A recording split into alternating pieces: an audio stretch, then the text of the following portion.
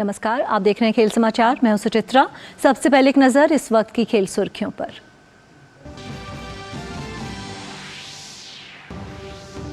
Centurion Test में slow over rate के लिए भारत पर 2 वर्ल्ड टेस्ट चैंपियनशिप पॉइंट की पेनल्टी लगी। भारतीय टीम WTC पॉइंट्स टेबल में 5वें से 6ठे स्थान पर आई।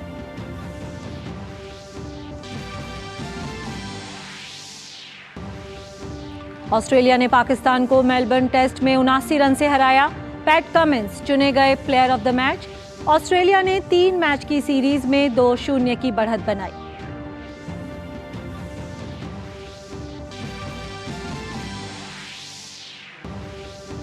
और इंग्लिश प्रीमियर लीग में आर्सेनल ने लीग में शीर्ष पर पहुंचने का मौका गंवाया।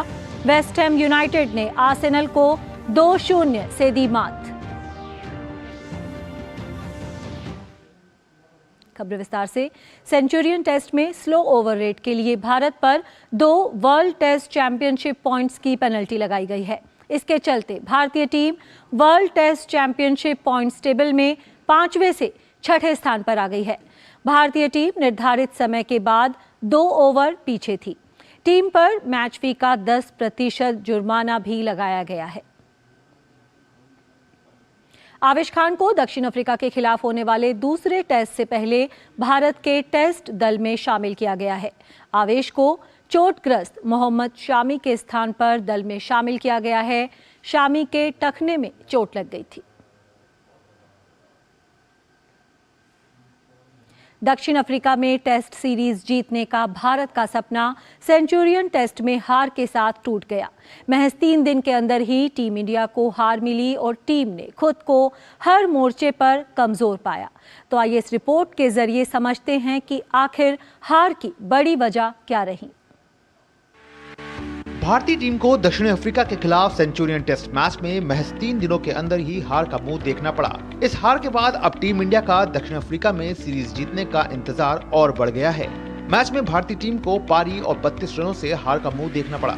दूसरी पारी में भारतीय टीम महज 131 रनों के मामूली स्कोर पर ऑल आउट हो गई। इस हार के कारणों में जाएं तो सबसे पहला कारण बल्लेबाजों का फ्लॉप शो। भारतीय टीम इस मुकाबले की दोनों पारियों में ही बल्लेबाजी के लिहाज से बुरी तरह फ्लॉप रही। केएल राहुल के बल्ले से पहली पारी में आया शतक और दूसरी पारी में कोहली के 76 रनों को छोड़ दिया जाए तो कोई भी बल्लेबाज अफ्रीकी गेंदबाज के आगे टिक नहीं पाया। पहली पारी में 5 बल्लेबाज सिंगल डिजिट में आउट हुए और दूसरी पारी में ये आंकड़ा 8 बल्लेबाजों तक चला गया। गेंदबाजी में दम नहीं। शार्दुल ठाकुर और प्रसिद्ध कृष्णा उम्मीद के अनुरूप प्रदर्शन नहीं कर पाए। गेंदबाजी में लाइन और लेंथ की कमी पूरी तरह से दिखाई दी। विपक्षी बल्लेबाजों ने आसानी से चौके जड़े।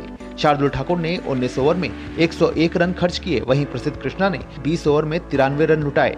लगभग 200 रन इन दोनों ने खर्च किए। इसके चलते भी अफ्रीकी टीम को बड़ा स्कोर करने का मौका मिला। डीन एल्गर की बड़ी पारी। अफ्रीकी ओपनर बल्लेबाज डीन एल्गर शानदार खेल दिखाते हुए भारतीय गेंदबाजों की लाइन और लेंथ बिगाड़ते रहे। उन्होंने 185 रन बनाए। खुद रन बनाने के अलावा उन्होंने अन्य बल्लेबाजों के साथ साझेदारियां भी की और दक्षिण अफ्रीका को 163 रनों की बड़ी बढ़त दिला दी, जिसके बाद का काम दक्षिण अफ्रीका के गेंदबाजों ने किया और भारतीय टीम को 131 पर आउट कर मैच को 3 दिनों के अंदर ही दक्षिण अफ्रीका के नाम कर दिया। Sports desk, DD news. और सेंचुरियन टेस्ट में भारत की हार पर और चर्चा के लिए हमारे साथ जुड़ रहे हैं हमारे खेल संवाददाता नारायण सिंह जी। नारायण, हमेशा से एक मुश्किल जो है फ्रंटियर कहा जाता है। दक्षिण अफ्रीका को लग रहा था कि ये मैच जीतना मुश्किल है, लेकिन 3 दिन में जिस तरह की हार मिली है, वाकई एक और बड़ी निराशा भारतीय टीम के लिए। जी बिल्कुल सुचित्रा, अगर बात करें तो जिस तरह से एक जो पहला इनिंग था भारत का, जिस तरह से उन्होंने बैटिंग की थी, लग रहा था कि कहीं ना कहीं चैलेंज पोज करेगा साउथ अफ्रीका के लिए। केएल राहुल ने शतक भी मारा, तो लग रहा था कि इतनी जल्दी ये टेस्ट मैच समाप्त नहीं हुआ था। लेकिन डीन एल्गर के शतक के बाद कहीं ना कहीं जो पलड़ा था साउथ अफ्रीकन टीम का भारी था इसमें।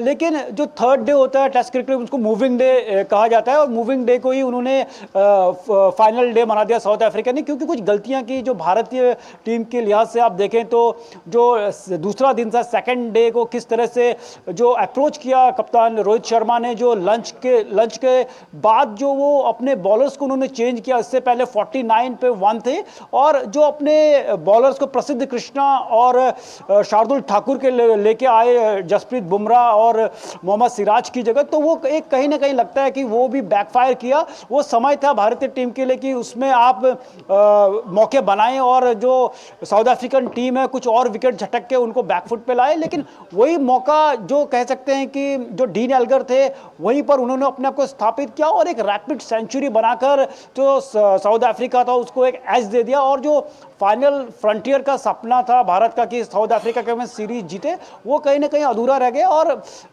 कोशिश यही रहेगी कि भारतीय टीम की जो अगला मैच है केप टाउन में, वहां पर एक शानदार प्रदर्शन करके मैच को, जो सीरीज है उसको बराबरी पर लाएं। जी बिल्कुल, और वर्ल्ड टेस्ट चैंपियनशिप पर भी नज़र है। दक्षिण अफ्रीका को काफ़ी फ़ायदा हुआ है। वहीं भारत की बात करें, ये जो पेनल्टी भी लगी है, 2 पॉइंट्स की एक बड़ा झटका है भारतीय टीम के लिए। छठे स्थान पर आना, इस साल हम फाइनल में पहुंचे थे, फाइनल में हारे थे, लेकिन इस वक्त WTC पॉइंट्स टेबल में छठे स्थान पर है भारतीय टीम। एक बड़ा झटका फैंस के लिए। जी बिल्कुल, अगर बात करें तो वर्ल्ड टेस्ट चैंपियनशिप एक बहुत ही प्रतिष्ठित चैंपियनशिप है, प्रतिष्ठित ट्रॉफी है किसी भी टीम के लिए जो उसको जीतती है।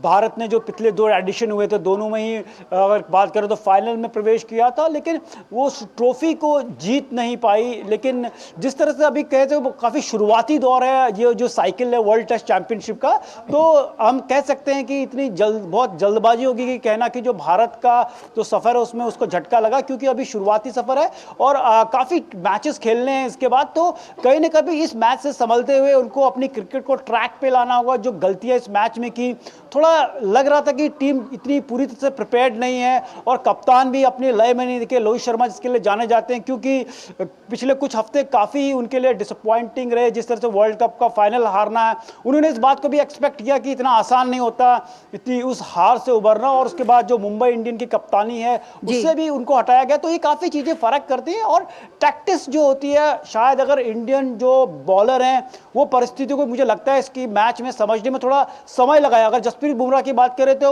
वो अगर किसी भी मैच में अगर बॉलिंग करते हैं तो 3-4 बॉल के बाद समझ जाते हैं कि किस तरह की परिस्थितियां हैं।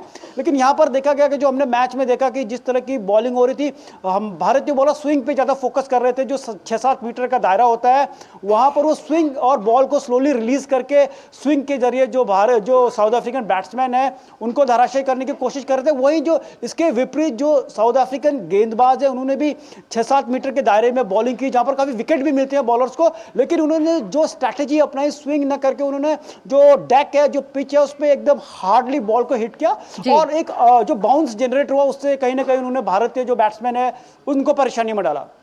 जी बिल्कुल, चलिए यही उम्मीद करते हैं कि इस मैच से सबक लेकर अगले मैच में उतरे टीम इंडिया और बेहतरीन प्रदर्शन करे। बहुत बहुत शुक्रिया नारायण हमारे साथ जुड़ने के लिए। और 3 वनडे मैच की सीरीज के पहले मैच में ऑस्ट्रेलिया की महिला क्रिकेट टीम ने भारत को 6 विकेट से हराने में सफलता पाई। जीत के लिए मिले 283 रन के लक्ष्य को ऑस्ट्रेलिया ने 47वें ओवर में 4 विकेट खोकर हासिल कर लिया। एलिसे पेरी ने 75 और लिचफील्ड ने 78 रन का योगदान दिया। बेथ मोनी ने 42 रन की पारी खेली, वहीं ताहिला मैकग्रॉ ने 68 रन बनाए। इससे पहले भारत ने पहले बल्लेबाजी करते हुए निर्धारित 50 ओवर में 8 विकेट पर 282 रन बनाए।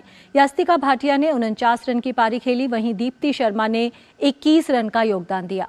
जेमाइमा रॉड्रिगेज ने एक छोर संभाले रखते हुए अर्धशतक पूरा किया। वे 82 रन बनाकर आउट हुई। पूजा वस्त्राकर ने 62 रन की नाबाद पारी खेली। सीरीज का दूसरा मैच कल खेला जाएगा। ऑस्ट्रेलिया ने पाकिस्तान को मेलबर्न टेस्ट में 79 रन से हरा दिया। 317 रन के लक्ष्य का पीछा करते हुए पाकिस्तान की टीम 237 रन बनाकर आउट हो गई। ऑस्ट्रेलिया ने पहली पारी में 318 और दूसरी पारी में 262 रन बनाए थे। पाकिस्तान ने पहली पारी में 264 रन बनाए थे। दोनों पारी में 5-5 विकेट लेने वाले ऑस्ट्रेलियाई कप्तान पैट कमिंस को प्लेयर ऑफ द मैच चुना गया। इस जीत के साथ ऑस्ट्रेलिया ने 3 मैच की सीरीज में 2-0 की बढ़त बना ली है। और खेल जगत से जुड़ी कुछ अन्य प्रमुख खबरों को जानने के लिए देखते हैं ये स्पोर्ट्स रैप। सेंचुरियन टेस्ट में हार के बाद भारतीय कप्तान रोहित शर्मा अपनी टीम के प्रदर्शन से काफी निराश दिखे।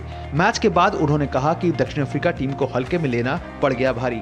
कहा भारतीय खिलाड़ी कंडीशन के हिसाब से खुद को ढालने में भी नाकाम रहे। यही नहीं, रोहित शर्मा ने इस बात को भी सामने रखा कि जसप्रीत बुमराह को गेंदबाजी में दूसरे छोर से अच्छा साथ नहीं मिला। सेंचुरियन के सुपर स्पोर्ट पार्क में हुए इस मुकाबले में हार के बाद भारतीय टीम विश्व टेस्ट चैंपियनशिप की अंक तालिका में भी बांग्लादेश से नीचे पहुंच गई है। भारतीय टीम अब 5वें स्थान पर आ गई है। वहीं दक्षिण अफ्रीका के 100% अंक हैं। दक्षिण अफ्रीका ने एक मैच जीता है और उसके 12 अंक हैं। केप टाउन टेस्ट से पहले दक्षिण अफ्रीका को लगा तगड़ा झटका। चोट के चलते कप्तान तेम्बा पेवुमा दूसरे टेस्ट से बाहर हो गए हैं। 3 जनवरी से शुरू होने वाले सीरीज के दूसरे और आखिरी टेस्ट मुकाबले में डीन एल्गर करेंगे दक्षिण अफ्रीकी टीम की कप्तानी। 5 जनवरी से शुरू होने वाली रणजी ट्रॉफी के लिए दिल्ली की कप्तानी की बागडोर एक बार फिर से यशडुल के हाथों में रहेगी, जो कि पहले 2 मुकाबलों में कप्तानी करते नजर आएंगे। वहीं आयुष बदोनी रहेंगे उप कप्तान। इंग्लिश प्रीमियर लीग में आर्सेनल ने लीग में शीर्ष पर पहुंचने का मौका गंवा दिया है। टीम को वेस्ट हैम यूनाइटेड के हाथों 2-0 से शिकस्त मिली। प्रीमियर लीग के ही एक अन्य मुकाबले में ब्राइटन ने टॉटनहैम हॉटस्पर को 4-2 से हरा दिया। ब्राइटन की ओर से जोआओ पेड्रो ने मुकाबले में पेनल्टी के जरिए 2 गोल किए। विश्व नंबर 1 टेनिस खिलाड़ी सर्बिया के नोवाक जोकोविच ऑस्ट्रेलिया पहुंच गए हैं, जहां वो यूनाइटेड कप के मिक्स टीम टूर्नामेंट में सर्बिया का प्रतिनिधित्व करेंगे।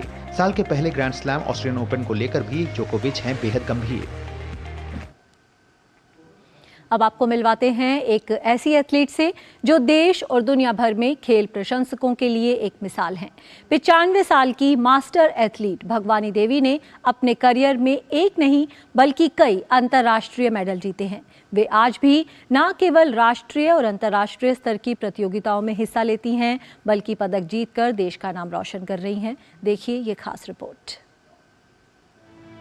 अपने बुलंद हौसले और लगन की बदौलत अपने सपनों को ऊंची उड़ान देने वाली ये है 95 वर्षीय एथलीट भगवानी देवी, जिन्होंने अपनी खेल प्रतिभा से दुनिया भर में देश का परचम लहरा दिया। भगवानी देवी ने अपने करियर में एक नहीं बल्कि कई अंतर्राष्ट्रीय स्तर पर पदक जीते हैं। इनमें एशियाई masters athletics championship, world master athletics indoor championship, world master athletics championship 2023 जैसी प्रतियोगिताएं शामिल हैं। इन प्रतियोगिताओं में भगवानी देवी ने शॉट पुट, डिस्कस थ्रो और जेवलिन थ्रो जैसी स्पर्धाओं में स्वर्ण पदक हासिल किए। भगवानी देवी डागर की इस उपलब्धि के पीछे उनके पोते पैरा एथलीट विकास डागर का पूरा साथ मिला, जिन्होंने अंतर्राष्ट्रीय प्रतियोगिताओं के लिए उन्हें तैयार किया। ये लास्ट 2022 में इन्होंने पहला स्टेट खेला था यहीं पे इसी स्टेडियम में। उसके बाद इन्होंने चेन्नई में नेशनल खेला था और ये पहली बार इंटरनेशनल फिनलैंड खेलने गई थी लास्ट ईयर वर्ल्ड चैंपियनशिप में, जहाँ पे इन्होंने 24.74 सेकंड में 100 मीटर का वर्ल्ड चैंपियनशिप रिकॉर्ड और नेशनल रिकॉर्ड के साथ गोल्ड भी जीता था। अब तक ये 9 इंटरनेशनल मेडल्स, 6 नेशनल मेडल्स और 9 स्टेट मेडल्स जीत चुकी हैं। और अभी 3 महीने पहले इंडियाज़ गॉट टैलेंट में इनको बुलाया गया था। वहाँ पे इनको Guinness book of world record सबसे oldest shot putter of women के अवार्ड से भी नवाजा गया था। भगवानी देवी का जीवन संघर्षों भरा रहा है। 30 साल की उम्र में पति को खो देने के बाद जीवन की तमाम चुनौतियों का सामना करते हुए वे आगे बढ़ीं और परिवार को संभाला। इस दौरान उन्हें बाईपास सर्जरी से होकर भी गुजरना पड़ा। फिर भी उन्होंने हार नहीं मानी और अपने सपनों को ऊंची उड़ान देने में कोई कसर नहीं छोड़ी। इस उम्र में भी वे खुद को फिट रखने के लिए घंटों मेहनत करती हैं। माँ बिल्कुल ठीक हूँ, मेरा कोई बीमारी नहीं, ठीक हूँ माँ। परहेज करो, चिकनाई बता रखी है, नहीं खानी हुआ मैं नहीं खाऊँ। दोनों टाइम घूम कर आते हैं, कई बूढ़ी हैं दोनों टाइम घूम कर आते हैं। और पहला भाई अपनी पैर में थे जो ये किले नहीं हुए, चल ये किला भाजी चली जा और बाजी चली जा, दौड़ा मैंने सीखी।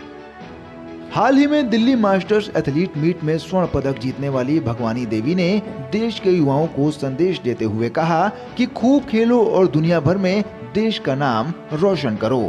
मैं तो यही कहना चाहती हूँ, अपने बच्चों को पढ़ाओ, लिखाओ, दौड़ करवाओ और दूसरे देश में भेजो, मेडल जीत कर लाओ, अपने देश को रोशन करो। एक छोटे से गांव से शुरू हुआ ये सफर आज अंतर्राष्ट्रीय मंच पर देश का परचम लहरा रहा है। भगवानी देवी का जीवन निश्चित तौर पर हर किसी के लिए प्रेरणा का स्रोत है। भगवानी देवी की सफलता के पीछे उनकी कड़ी मेहनत और लगन है। एक बाईपास सर्जरी और हार्ट पेशेंट होने के बावजूद जब ये ट्रैक पर दौड़ती हैं तो उन तमाम लोगों के लिए प्रेरणा स्रोत बनकर सामने आती हैं जो कि बढ़ती उम्र के साथ खुद को रिटायर समझ लेते हैं।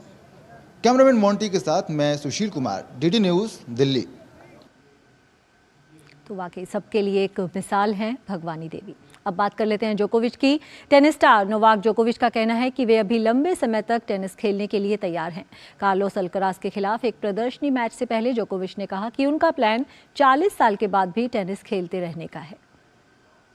सर्बिया के दिग्गज टेनिस स्टार नोवाक जोकोविच ने अपने आगे के करियर को लेकर अपनी बात रखी है। विश्व के नंबर 2 स्पेनिश खिलाड़ी कार्लोस अल्कराज के खिलाफ सऊदी अरब में होने वाले एक प्रदर्शनी मैच से पहले बोलते हुए 36 वर्षीय टेनिस खिलाड़ी जोकोविच ने कहा कि उनका प्लान 40 वर्ष के बाद भी टेनिस खेलते रहने का है। टॉम ब्रेडी अपने खेल में एक महान उदाहरण है और ऐसे व्यक्ति का करियर और दीर्घायु है। मैंने उनसे बहुत कुछ सीखा है और उम्मीद है कि मेरा करियर 40 तक या शायद उससे भी आगे हो सकता है। मैं अभी शारीरिक रूप से बहुत अच्छा महसूस कर रहा हूं और मैं वास्तव में उच्च गुणवत्ता वाला टेनिस खेल रहा हूं। 2023 मेरे जीवन के सबसे अच्छे सीजन में से एक था और जब आप अभी भी शानदार खेल रहे हो तो रुकना क्यों? इसलिए मैं आगे बढ़ता रहूंगा और इसे एक एक करके साल दर साल खेलता रहूंगा और देखूंगा कि मैं कितनी दूर तक जाता हूं। जोकोविच ने कार्लोस अल्कराज को लेकर कहा कि वे एक बेहतरीन खिलाड़ी हैं और भविष्य में वे एक शानदार खिलाड़ी के रूप में उभरेंगे। मुझे लगता है कि यह बहुत अच्छी बात है। हमारे बीच टेनिस में एक शानदार प्रतिद्वंदिता है। कार्लोस अल्कराज हमारे खेल के इतिहास में अब तक के सबसे कम उम्र का नंबर 1 खिलाड़ी है। वह केवल 20 साल का है, लेकिन उन्होंने कई ग्रैंड स्लैम और बड़े खिताब जीते हैं। पहले से ही इतनी कम उम्र में लगातार शीर्ष 2-3 खिलाड़ी बने रहना आश्चर्यजनक है और वह निश्चित रूप से अगले 10 से 15 वर्षों में टेनिस के भविष्य के दिग्गज खिलाड़ियों में से एक बनने जा रहे हैं और मुझे यकीन है कि हम उनका बेहतरीन खेल देखेंगे। जोकोविच ने कहा कि अल्कराज इटली के जैनिक सिनर और डेनमार्क के होल्गर रूने जैसे युवा खिलाड़ी टेनिस को एक नए युग में ले जाने के लिए तैयार हैं। वहीं जोकोविच की तैयारियों को लेकर उम्मीद जताई जा रही है कि जनवरी में मेलबर्न में शुरू होने वाले ऑस्ट्रेलियाई ओपन में वे अपने रिकॉर्ड में 24 ग्रैंड स्लैम खिताब जोड़ पाएंगे। Sports desk, DD news. साल 2023 में क्रिकेट की दुनिया की बात करें तो भारत में आयोजित क्रिकेट विश्व कप इस साल की हाईलाइट रहा। विराट कोहली ने सचिन तेंदुलकर के रिकॉर्ड को तोड़ा। वहीं हार्दिक पांड्या की मुंबई इंडियंस में वापसी और मिशेल स्टार्क का आईपीएल का सबसे महंगा खिलाड़ी बनना भी चर्चा में रहा। भारत में विश्व कप का आयोजन। साल 2023 में वनडे विश्व कप का आयोजन भारत में हुआ। विश्व कप के दौरान कई बड़े उलटफेर देखने को मिले। अफगानिस्तान ने पिछली चैंपियन इंग्लैंड को मात दी। वहीं नीदरलैंड्स ने दक्षिण अफ्रीका जैसे दिग्गज को हराकर सबको चौंका दिया। भारतीय टीम ने न्यूजीलैंड के खिलाफ विश्व कप के इतिहास में पहली बार जीत दर्ज की। भारत ने न्यूजीलैंड को पहले लीग मैच में और फिर सेमीफाइनल में हराया। विराट कोहली ने तोड़ा सचिन तेंदुलकर का रिकॉर्ड। विश्व कप के दौरान ही विराट कोहली ने इतिहास रचते हुए सचिन तेंदुलकर के सबसे ज्यादा वनडे शतक के रिकॉर्ड को तोड़ा। मोहम्मद शामी विश्व कप में सबसे ज्यादा विकेट लेने वाले गेंदबाज रहे। वहीं विराट कोहली को विश्व कप का प्लेयर ऑफ द टूर्नामेंट चुना गया। भारत को फाइनल में मिली हार। भारतीय टीम ने पूरी प्रतियोगिता में शानदार प्रदर्शन किया और अविजित रहते हुए फाइनल में जगह बनाई। हालांकि फाइनल मुकाबले में भारत को ऑस्ट्रेलिया के खिलाफ हार का सामना करना पड़ा। भारत ने जीता एशिया कप। भारतीय टीम ने श्रीलंका में आयोजित एशिया कप जीतने में कामयाबी पाई। भारत ने फाइनल में श्रीलंका को हराकर 8वीं बार एशिया कप अपने नाम किया। दक्षिण अफ्रीका में जीती वनडे सीरीज। साल का अंत भारत ने दक्षिण अफ्रीका के खिलाफ ऐतिहासिक जीत के साथ किया। भारत ने दक्षिण अफ्रीका को उसके घर में आयोजित वनडे सीरीज में 2-1 से मात दी।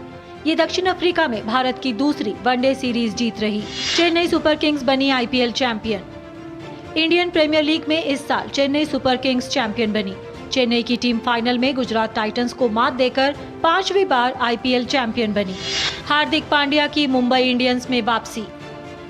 आईपीएल के अगले सीजन के लिए एक बड़े ट्रांसफर में हार्दिक पांड्या गुजरात टाइटंस को छोड़कर मुंबई इंडियंस में वापस आ गए। अगले सीजन में हार्दिक पांड्या मुंबई इंडियंस के कप्तान होंगे। मिचेल स्टार्क आईपीएल के सबसे महंगे खिलाड़ी बने। आईपीएल की नीलामी में ऑस्ट्रेलिया के मिचेल स्टार्क ने इतिहास रचा। वे आईपीएल के इतिहास में सबसे महंगे खिलाड़ी बने। उन्हें कोलकाता नाइट राइडर्स ने 24.75 करोड़ रुपए में खरीदा। भारतीय महिला टीम का शानदार प्रदर्शन। भारतीय महिला क्रिकेट टीम के लिए भी ये साल शानदार रहा। भारत ने अपने घर पर पहली बार इंग्लैंड को टेस्ट में हराया। वहीं साल के अंत में भारत ने ऑस्ट्रेलिया को पहली बार टेस्ट क्रिकेट में शिकस्त दी। Sports desk, DD news.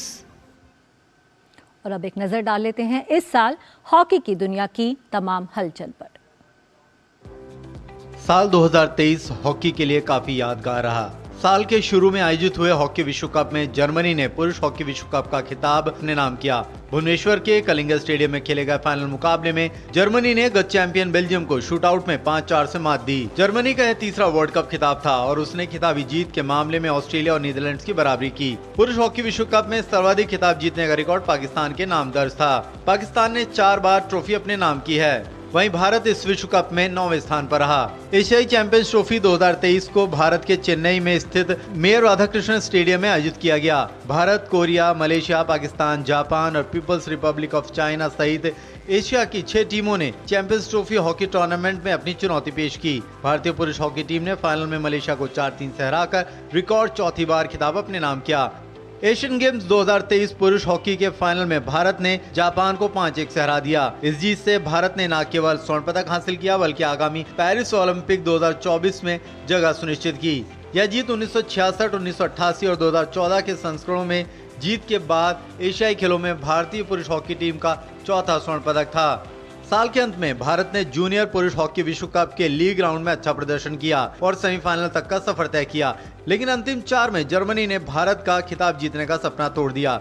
Germany ने भारत को 4-1 से हराने में सफलता पाई। इसके बाद कांस्य पदक के मुकाबले में स्पेन ने भारत को 3-1 से हराकर कांस्य पदक अपने नाम किया। और अब बात फुटबॉल की। विश्व के सबसे लोकप्रिय खेलों में से एक फुटबॉल के लिए 2023 कई यादगार पल लेकर आया। भारतीय फुटबॉल टीम ने जहां 2 बड़े खिताब अपने नाम करने में सफलता पाई, वहीं 5 साल बाद टीम इंडिया ने रैंकिंग में शीर्ष 100 में जगह बनाई। क्लब फुटबॉल में इंग्लिश क्लब मैनचेस्टर सिटी ने 3 खिताब जीतने में सफलता पाई, तो वहीं मेसी ने रिकॉर्ड 8वीं बार बलों ड'ॉर पुरस्कार अपने नाम किया।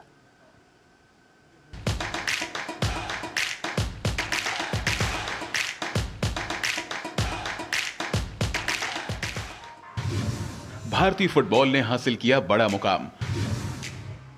अनुभवी सुनील छेत्री की कप्तानी में भारतीय फुटबॉल के लिए बीता साल शानदार रहा है। टीम इंडिया ने ट्राई नेशन सीरीज में म्यांमार, किर्गिस्तान और मंगोलिया को हराकर खिताब अपने नाम किया। इसके बाद भारतीय टीम ने जून में लेबनान को हराकर 5 साल बाद इंटरकॉन्टिनेंटल कप अपने नाम किया। टीम इंडिया के लेबनान पर यह 46 साल में पहली जीत थी। भारत ने सैफ चैंपियनशिप भी अपने नाम करने में सफलता पाई। फाइनल में कुवैत को पेनाल्टी शूटआउट में 5-4 से हराकर टीम 9वीं बार साउथ एशियन चैंपियन बनी। हालांकि किंग्स कप के सेमीफाइनल में भारतीय टीम को इराक ने सेमीफाइनल में पेनाल्टी शूटआउट में शिकस्त दी। इसी के साथ टीम इंडिया का 2023 में 11 मैचों का अजेय सिलसिला भी टूट गया। जुलाई में भारतीय टीम ने फीफा रैंकिंग में 99वां स्थान हासिल किया। पिछले 5 साल में ये भारत की सर्वश्रेष्ठ रैंकिंग थी। स्पेन ने जीता महिला फुटबॉल कप। स्पेन की महिला फुटबॉल टीम ने सभी को चौंकाते हुए पहली बार महिला विश्व कप का खिताब अपने नाम किया। फाइनल में स्पेन ने इंग्लैंड को 1-0 से हराने में सफलता पाई।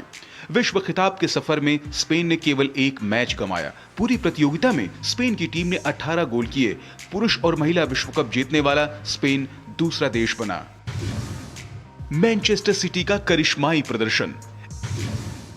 इंग्लिश क्लब मैनचेस्टर सिटी के लिए बीता साल सपने के सच हो जाने जैसा रहा। पेप ग्वार्डियोला की कोचिंग में मैन सिटी ने फाइनल में इंटर मिलान को हराकर पहली बार चैंपियंस लीग का खिताब अपने नाम किया। इसके अलावा सिटी ने प्रीमियर लीग और एफ कप का खिताब जीतकर इस साल की खिताबी हैट्रिक पूरी की। टीम के प्रमुख स्ट्राइकर अर्लिंग हालांड ने एक सत्र में सबसे तेज 50 या उससे अधिक गोल करने का रिकॉर्ड कायम किया। दिग्गज क्लबों का वर्चस्व बरकरार। बार्सिलोना ने स्पेनिश लीग ला लीगा में खिताबी जीत हासिल की। वहीं बायर्न म्यूनिख ने एक बार फिर बुंदेस लीगा का खिताब अपने नाम किया। फ्रेंच लीग का खिताब 6 साल में 5वीं बार पेरिस सेंट जर्मेन ने हासिल किया। इटालियन लीग में नेपोली ने सभी को चौंकाते हुए 33 साल बाद लीग खिताब अपने नाम किया। मेसी फिर बने सर्वश्रेष्ठ खिलाड़ी। अर्जेंटीना और इंटर मियामी के स्टार खिलाड़ी लियोनेल मेसी ने रिकॉर्ड 8वीं बार प्रतिष्ठित बैलन डी ऑर पुरस्कार जीतने में सफलता पाई। वहीं उन्हें टाइम मैगजीन द्वारा साल का सर्वश्रेष्ठ खिलाड़ी भी चुना गया। Sports desk, DD news. इस साल खेल जगत ने कुछ निराशा भरे पल भी देखे।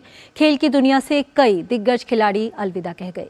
इनमें पूर्व दिग्गज स्पिनर बिशन सिंह बेदी, अर्जुन पुरस्कार विजेता पूर्व फुटबॉलर मोहम्मद हबीब और जिम्बाब्वे के पूर्व कप्तान हीथ स्ट्रीक का नाम शामिल है। अब देखिए ये रिपोर्ट जिसमें हम इन सब खिलाड़ियों को याद कर रहे हैं और हमारी पूरी टीम को दीजिए अनुमति। नमस्कार। साल 2023 जहां खेल के क्षेत्र में उपलब्धियों भरा रहा, वहीं इस वर्ष खेल जगत के कई दिग्गज भी साथ छोड़ गए। इन खिलाड़ियों में भारत के पूर्व दिग्गज स्पिन गेंदबाज बिशन सिंह बेदी ने 77 साल की उम्र में आखिरी सांस ली। बिशन सिंह ने 1970 के दशक में 22 इंटरनेशनल मैचों में भारतीय टीम की कप्तानी की। उनका इंटरनेशनल करियर 12 साल का रहा और उन्होंने कई मैचों में भारत को अपनी गेंदबाजी के दम पर यादगार जीत दिलाई। उन्होंने अपने इंटरनेशनल करियर की शुरुआत 1967 में की थी। बिशन सिंह ने अपने टेस्ट करियर के दौरान कुल 266 विकेट झटके। वहीं उन्होंने भारत की ओर से कुल 10 वनडे मैच भी खेले, जिसमें उन्होंने 7 विकेट अपने नाम किए। वहीं अर्जुन पुरस्कार विजेता पूर्व फुटबॉलर मोहम्मद हबीब 72 साल की उम्र में अलविदा कह गए। 1977 में पेले की टीम न्यूयॉर्क कॉस्मोस कोलकाता खेलने आई थी। इस मैच में मोहन बागान की ओर से खेलते हुए मोहम्मद हबीब ने 1 गोल दागा था। पेले ने भी हबीब के इस प्रयास की बखूबी प्रशंसा की। 1948 में आंध्र प्रदेश के हैदराबाद में जन्मे हबीब ने 1965 से 75 तक भारतीय टीम का प्रतिनिधित्व किया। इस टीम ने 1970 में बैंकॉक एशियाई खेलों में स्वर्ण पदक जीता था।